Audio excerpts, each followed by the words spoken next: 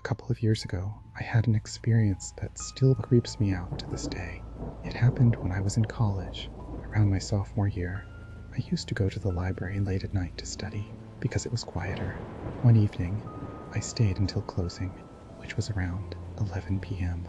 After packing up my stuff, I started walking back to my dorm. The campus was pretty empty at that hour, and the only light came from the street lamps that lined the pathway. As I walked, I noticed a girl sitting on a bench near one of the lampposts. She looked like she was waiting for someone, but something about her felt off. She was wearing a pale, old-fashioned dress that didn't seem to match the modern clothes students usually wore. Her long black hair covered most of her face, and she sat completely still.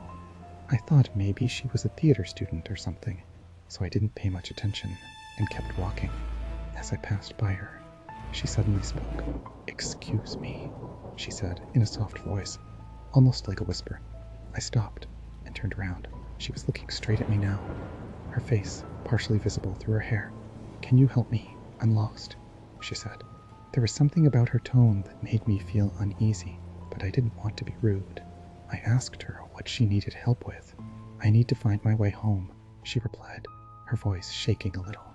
I asked where her dorm was, but she didn't give a clear answer. Instead, she pointed down a dark, narrow path that led to the woods at the edge of the campus. That's when my stomach dropped. Nobody lived in that direction. There were no dorms, no houses, just trees and darkness. I told her I didn't think anyone lived that way, but she insisted. "Please, I need to go there." At that point, I got a really bad feeling. I apologized and said I couldn't help her. I turned to leave, but when I glanced back at the bench, she was gone, just like that.